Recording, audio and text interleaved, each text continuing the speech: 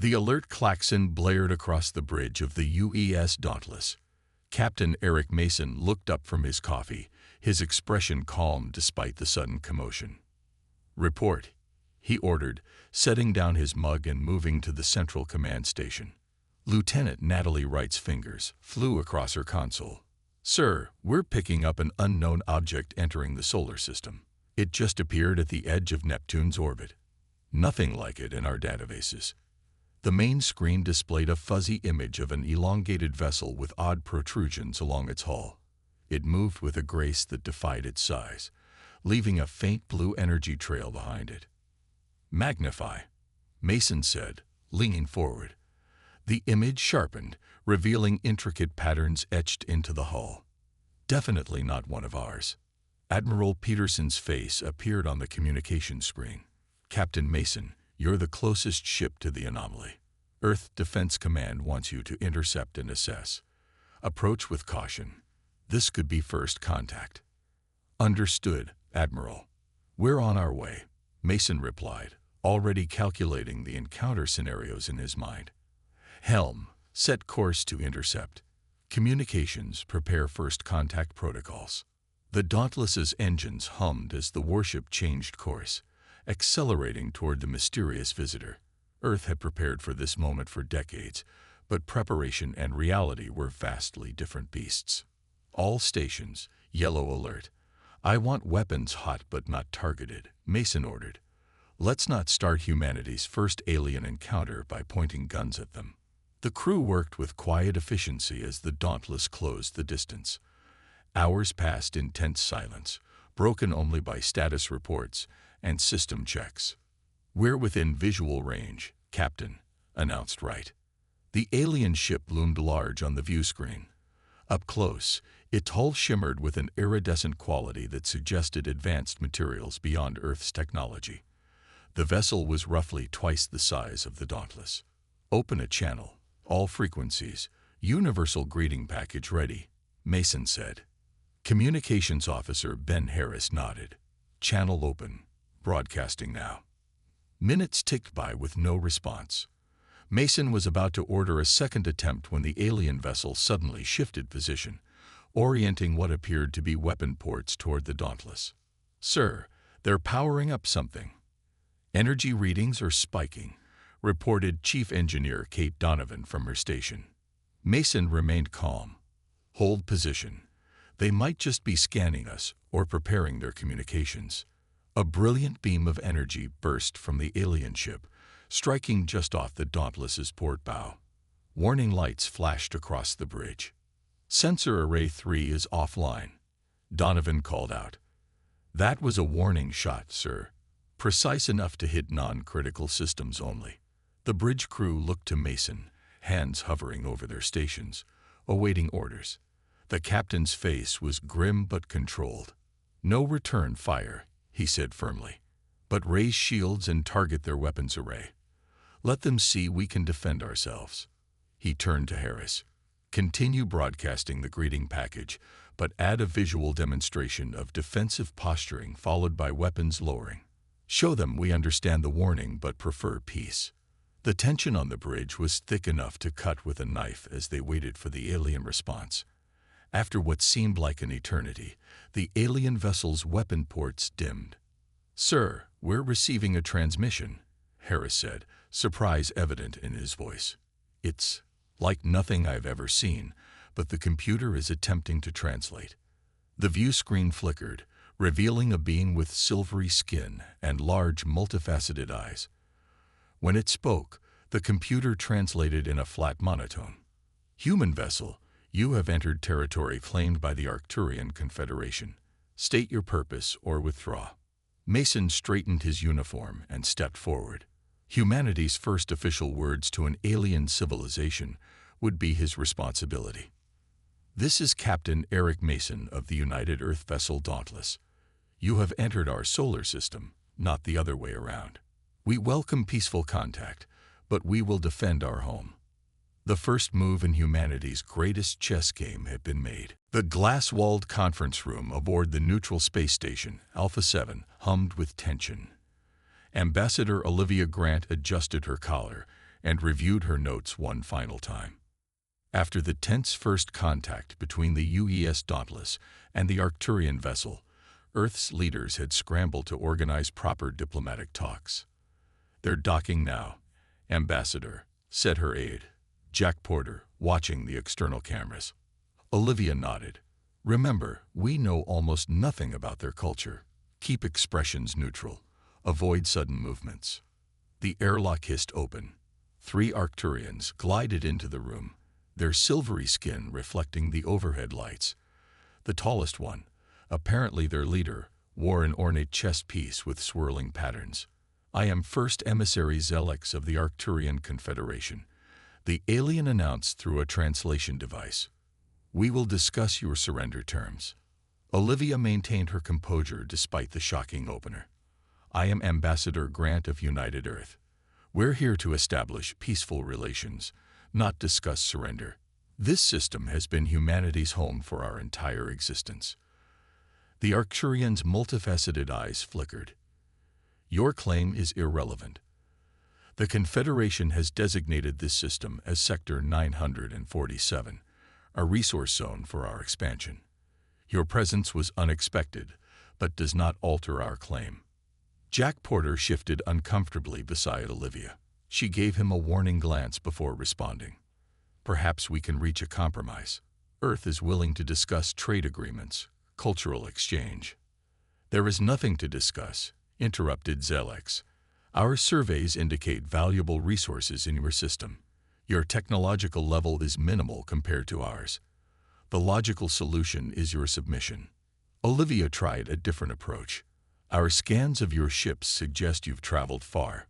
We could offer resupply, a peaceful base of operations." The smallest Arcturian chittered something to Zelex, who responded sharply before turning back to Olivia. "Your attempt to delay is noted. The Confederation requires your answer within 1 rotation of your planet." The meeting continued for 3 tense hours. With each exchange, the cultural gap widened. The Arcturians viewed territory as absolute, either claimed or unclaimed. The concept of native rights meant nothing to them. When they finally adjourned, Olivia immediately contacted Earth Defense Command. "It's worse than we thought," she told Admiral Peterson over the secure channel. "They see us as primitives occupying valuable real estate. No recognition of our sovereignty whatsoever." Peterson's weathered face showed rare concern. "Can we negotiate at all?" "They don't negotiate with what they consider lesser species," Olivia replied. "Their technology is advanced, but Captain Mason's report suggests they underestimate us. They expect submission without resistance." "Then they don't know humans very well," Peterson said grimly. The next morning, the Arcturian delegation arrived with a formal document, a surrender demand requiring Earth to reduce its military presence and allow Arcturian mining operations throughout the solar system. Olivia reviewed it carefully before responding. "This is unacceptable. Earth cannot and will not surrender its sovereignty." Zelex's eyes narrowed. "Then you choose conflict." "Unwise." He removed a crystal device from his chest piece and placed it on the table. "This contains our final position. Your species has 1 Earth week to accept terms." After the Arcturians departed, Earth's Security Council met in emergency session. The images from the diplomatic failure were broadcast worldwide. "They're preparing for military action," Peterson informed the council. "Our long-range sensors detect more ships entering the outer system." President Rivera stood at the head of the table. "Then we must prepare as well." Ambassador Grant made every possible peaceful overture. Olivia looked around at the grim faces. "There's something else you should know. When I mentioned Captain Mason's encounter, their body language changed. I think the Dauntless surprised them. They didn't expect us to have ships that could stand against them at all." "Then perhaps," said Defense Minister Patel, "our best chance lies not in numbers, but in showing them exactly what human warships can do." As the meeting adjourned, Earth began preparing for war while clinging to the fading hope of peace. The gas giant Jupiter loomed large on the view screen of the UES Dauntless. Captain Eric Mason stood with his hands clasped behind his back, watching as 3 Arcturian warships approached from the planet's far side. "All hands to battle stations," he ordered, his voice steady despite the gravity of the moment. "This is not a drill. I repeat, this is not a drill." Red alert lights bathed the bridge in their glow as crew members hurried to their positions. The 3 support vessels, UES Valiant, UES Guardian, and UES Sentinel, moved into formation around the Dauntless. "Sir, Arcturian vessels are on an intercept course," reported Lieutenant Wright. "Their weapons are hot." Mason nodded. "Open a channel." "Channel open," confirmed Officer Harris. "Arcturian vessels, this is Captain Mason of the UES Dauntless. You are in Earth-controlled space. We request you withdraw immediately." The only response was a barrage of energy weapons fire that lit up the void between them. The Dauntless rocked as its shields absorbed the initial impact. "Shields holding at 87%, called out Chief Engineer Donovan. "Their weapons are powerful, but not as precise as ours." Mason's mind raced through the tactics they had prepared. Execute Maneuver Omega. All ships, break formation. The 4 human vessels suddenly scattered in different directions, confusing the aliens' targeting systems. The Arcturians, expecting a standard defensive posture, hesitated. "Fire countermeasures and bring us around Jupiter's upper atmosphere," Mason ordered. "Lieutenant Ryan, prepare torpedo spread, pattern Delta." The Dauntless skimmed Jupiter's clouds, using the planet's radiation belts to mask its signature. The Arcturians followed, their larger ships struggling to match the human vessel's agility. "They're taking the bait," Mason said with grim satisfaction. Now, the Dauntless suddenly cut its engines and dropped deeper into Jupiter's gravity well. As the lead Arcturian ship passed overhead, the human vessel unleashed a precise torpedo spread that struck the aliens' underside, a vulnerable spot identified in their earlier encounter. "Direct hit," shouted Lieutenant Ryan. "Their shields are fluctuating." Meanwhile, the UES Guardian and Sentinel executed a pincer movement on the 2nd Arcturian vessel, their coordinated fire overwhelming its defenses. The alien ship's port side erupted in a series of explosions.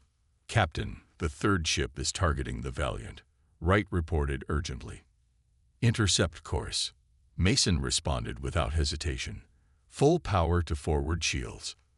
The Dauntless roared between the Arcturian vessel and its target, absorbing a punishing barrage meant for the smaller Valiant. The bridge shook violently, panels sparking. "Shields at 41%. Donovan reported. "We can't take another hit like that." Mason's eyes narrowed. "We won't have to. All vessels, execute sunburst formation." The 4 human ships suddenly moved in perfect synchronization, creating a 3-dimensional attack pattern that the Arcturians couldn't track effectively. Despite the aliens' technological superiority, they had never encountered the unpredictable tactics developed through centuries of human warfare. "Their targeting systems can't handle our randomized approach," Wright observed. "They're trying to adjust, but..." "Now's our chance," Mason cut in. "All ships, concentrate fire on the lead vessel's propulsion systems." The combined firepower of the human fleet struck the Arcturian flagship precisely where its engines connected to the main hull. A blinding explosion tore through the alien ship, leaving it dead in space. Seeing their lead vessel crippled, the remaining Arcturian ships abruptly turned away, accelerating to escape velocity. "They're retreating," Harris announced, disbelief in his voice. A cheer went up across the bridge, quickly silenced by Mason's raised hand. "This was just the beginning," he said soberly. "They'll be back with more ships. But now they know, humans won't surrender without a fight." As the Earth vessels regrouped, Mason stared at the retreating alien signatures on the display. The first battle had been won, but the war for humanity's survival had just begun. The laboratory deep within Earth's lunar base Alpha buzzed with activity.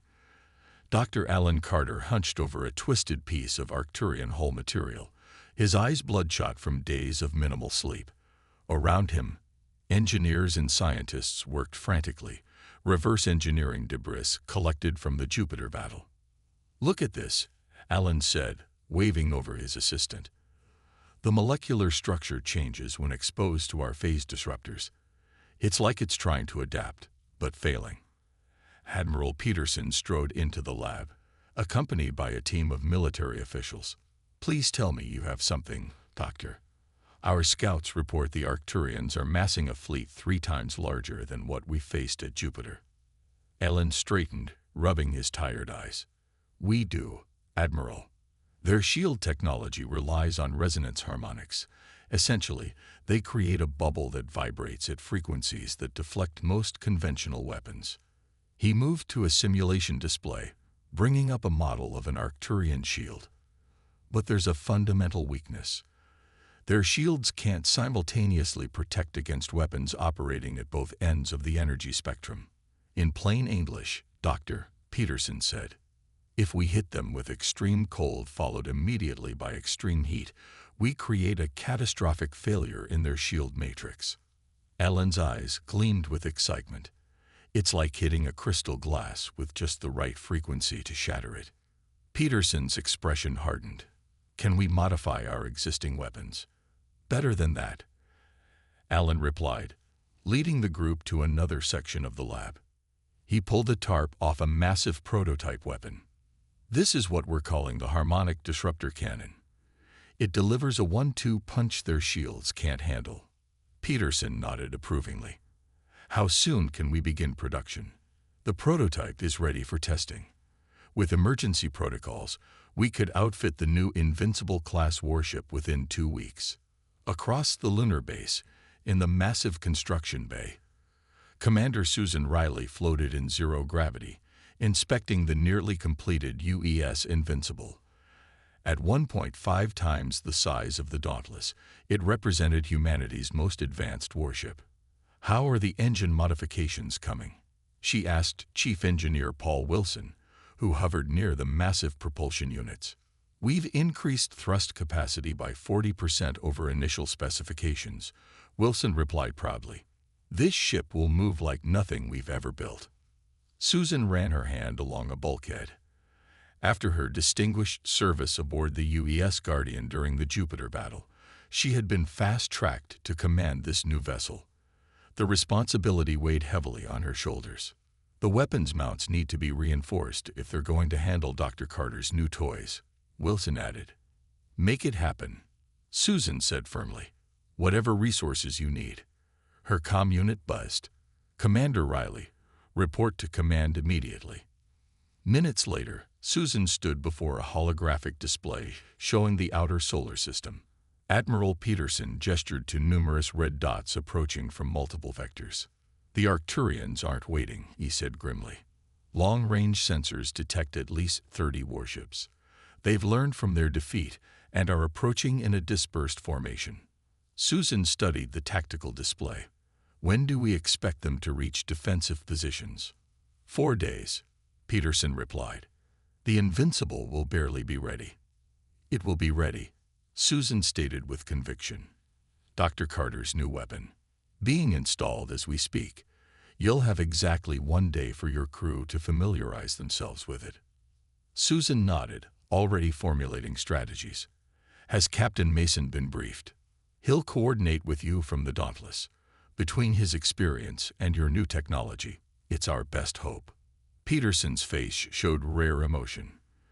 "The Arcturians don't know it yet, but they're about to learn what happens when you back humans into a corner." As Susan left to prepare her ship and crew, warning signals were already being broadcast throughout the solar system. Earth's greatest challenge approached, and its survival would depend on human ingenuity, courage, and a warship unlike any the galaxy had ever seen. The command center of Earth Defense Headquarters buzzed with tense activity. Holographic displays showed the approaching Arcturian armada, 37 warships arranged in a 3-dimensional attack formation that would envelop Earth's defenses from multiple vectors. Admiral Peterson stood at the central table, surrounded by his senior officers. "Their numbers are exactly as we feared, 3-1 against our combined fleet." Commander Susan Riley studied the display intently. The UE's Invincible had completed its emergency outfitting just hours earlier. "Admiral, I've been analyzing their approach pattern. They've learned from the Jupiter engagement.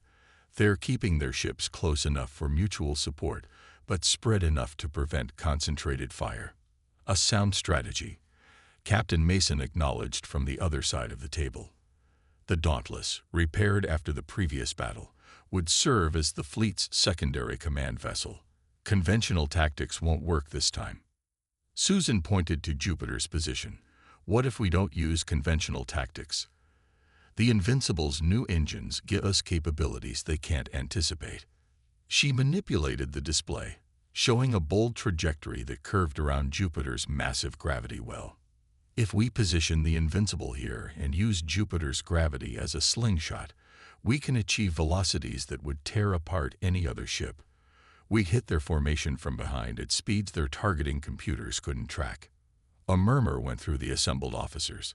Admiral Peterson frowned. "That's incredibly risky. The G-forces alone would be at the edge of what your crew could withstand." "The Invincible was built to handle it," Susan replied confidently. "And we've modified the inertial dampeners specifically for this maneuver." Captain Mason studied the projection. It could work. While Commander Riley's ship disrupts their rear, the Dauntless and the main fleet could engage their front line. They'd be caught between hammer and anvil. Peterson considered for a long moment, then nodded sharply. "Make the preparations. The Invincible will depart immediately to get into position. Captain Mason, you'll command our defensive line." He looked around the room gravely. "This is humanity's moment of truth. We've begun evacuating the orbital colonies, but if we fail here, Earth itself will be next." As the meeting adjourned, Susan approached Mason. "Any advice?" she asked quietly. The veteran captain gave her a measured look. "Trust your instincts and your crew. The Arcturians are technologically advanced, but they've never faced extinction. We have that edge, the desperate courage of a species fighting for survival." 20 hours later, the UES Invincible approached its designated position near Jupiter. The massive gas giant filled the view screen, its swirling storms a backdrop to humanity's daring gambit. "Final systems check," Susan ordered from the command chair. Her crew, the best Earth had to offer, worked with quiet efficiency. "Harmonic disruptor cannon at full capacity," reported Weapons Officer Greg Daniels. "Inertial dampeners modified and locked in," added Lieutenant Lisa Reeds from the helm. Chief Engineer Wilson's voice came over the comm. "Engines ready for maximum burn. We've pushed them beyond specs, Commander. They'll hold." Susan opened a channel to the entire ship. "This is Commander Riley.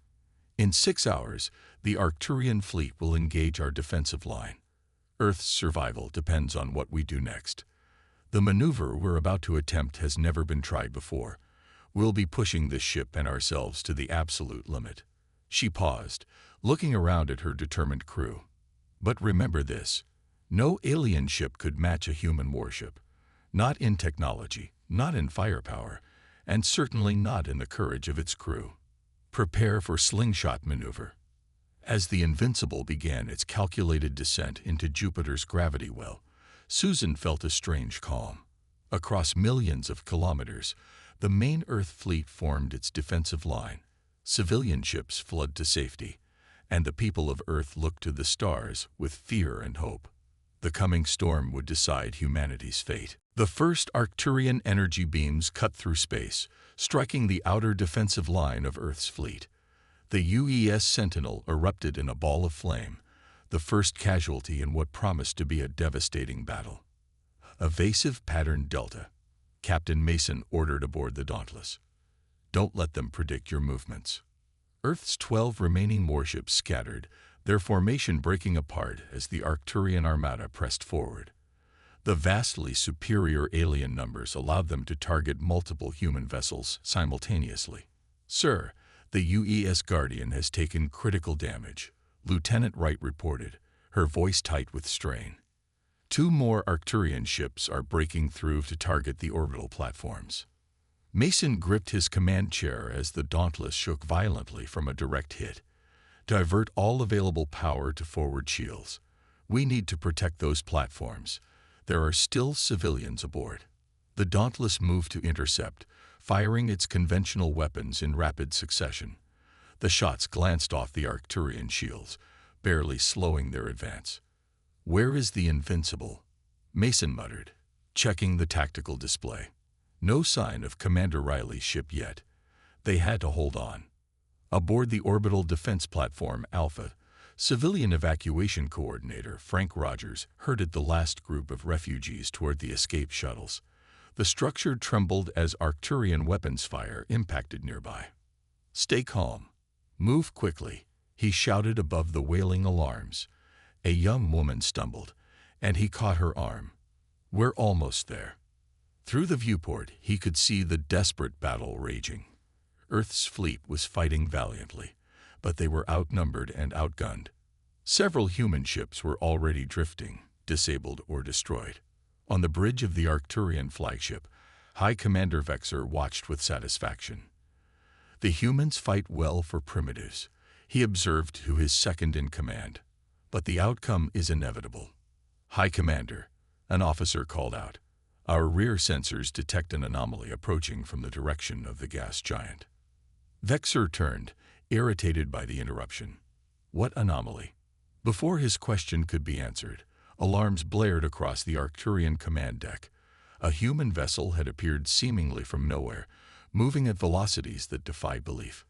Aboard the UES Invincible, Commander Susan Riley fought to remain conscious as the ship completed its Jupiter slingshot maneuver. The inertial dampeners whined in protest as they struggled to compensate for forces that would have torn any lesser vessel apart. "Target locked," Weapons Officer Daniels announced, his voice strained from the T-forces. "Harmonic disruptor at full charge." "Fire," Susan ordered. The revolutionary weapon discharged, sending a precisely calibrated energy wave that struck the rearmost Arcturian vessel. For a brief moment, nothing happened. Then the alien ship's shields collapsed catastrophically, followed by its hull buckling inward, as if crushed by an invisible hand. "Secondary targets locked," Daniels reported with growing confidence, firing solution ready. The Invincible tore through the Arcturian formation like a predator among prey, its weapons finding weaknesses the aliens never knew they had. 3 more ships fell before they could even react to this unexpected threat. "All Earth vessels. This is Commander Riley. Target these coordinates with everything you have." Captain Mason saw the opening immediately. "This is it. All ships, concentrate fire on the designated targets." The Dauntless led what remained of Earth's fleet in a coordinated attack, focusing their weapons on the ships already weakened by the Invincible's disruptor. The Arcturian formation began to crumble as ships exploded or veered off course. High Commander Vexor watched in disbelief as his carefully planned attack disintegrated. "Impossible," he whispered as the human warships, now fighting with renewed vigor, cut through his once superior fleet. The tide had turned. What had seemed like certain victory for the Arcturians had become a desperate fight for survival. And at the center of it all, the UES Invincible, humanity's greatest achievement, proved once and for all that no alien ship could match a human warship. The Arcturian flagship listed helplessly in space, its engines disabled and weapons systems offline. Around it, the debris of what had once been a mighty invasion fleet drifted silently. Of the 37 alien warships that had entered Earth's space, only 8 remained, all damaged and surrendering. On the bridge of the UES Invincible, Commander Susan Riley studied the crippled alien command vessel on her view screen. "All primary systems on the flagship are disabled," reported Lieutenant Reeves. "Their shields are completely down." Susan nodded. "Prepare a boarding party. I want to see these Arcturians face to face." "Commander," Chief Engineer Wilson interjected, "scans indicate their life support is failing. They have maybe 2 hours before critical systems collapse." "Then we don't have much time," Susan replied, rising from her command chair. "Lieutenant Daniels, you have the bridge. Captain Mason, do you read me?" The captain's tired but triumphant face appeared on the screen. Loud and clear, Commander. That was some flying.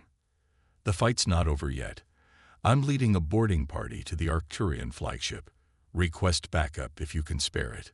Already on our way, Mason confirmed. Meet you at their main airlock. 30 minutes later, Susan led a team of Earth's finest soldiers through the eerily silent corridors of the alien vessel. The interior was bathed in a strange bluish light, and the architecture featured sweeping, organic curves unlike human designs. They encountered little resistance.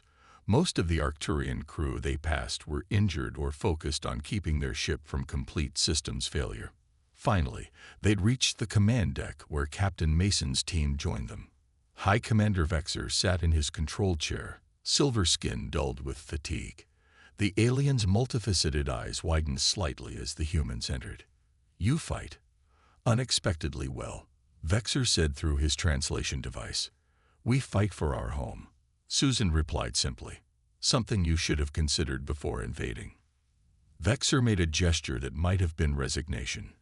"The Confederation needed your resources. We had no choice." "There's always a choice," Mason countered. "Now your ships are destroyed or captured, and your crew is at our mercy." One of the alien officers suddenly lurched forward, activating a wall panel. Susan's team raised their weapons, but instead of an attack, a holographic display appeared, showing a region of space far from Earth. "You misunderstand our urgency," Vexer said, his voice growing weaker. "This is why we needed your system. The Devourer comes." The hologram showed another alien fleet, far larger and more menacing than the Arcturian forces. These ships were black, asymmetrical, almost organic in appearance. "The Hyraxians," explained Vexer. "They consume worlds, strip them of all resources. They destroy our home system. We flee before them, seeking new territories to fortify." Mason and Susan exchanged glances. "Why didn't you simply explain this? Ask for an alliance," Mason demanded. "The Confederation does not ally with lesser species," Vexer replied, though his tone suggested uncertainty. "It has always been our way. But now," he gestured to the defeated state of his ship, "perhaps our way was wrong." Susan studied the hologram of the approaching threat. "How long before these Hyraxians reach our sector?" 3 of your Earth years, perhaps less." The medical team that had accompanied the boarding party moved to treat injured Arcturians. Susan approached Vexer directly. "Today you learned that humans don't surrender easily, and our warships are more than a match for yours. Here's what happens next. We help you repair your remaining vessels, and you share everything you know about these Hyraxians." Vexer's eyes shifted in what might have been surprise. "You would help us after we attacked you." "We're defending our home," Mason said. "If that means fighting alongside former enemies against a greater threat, that's what we'll do." As medics worked to stabilize the alien ship's life support, Susan looked out a viewport toward Earth, shining blue in the distance. Humanity had faced extinction and emerged victorious. Now they would prepare for an even greater challenge, not just as defenders of Earth, but as protectors of their corner of the galaxy. The first step would be building more warships, because as the Arcturians had learned to their cost, no alien ship could match a human warship, especially when humanity's survival was at stake.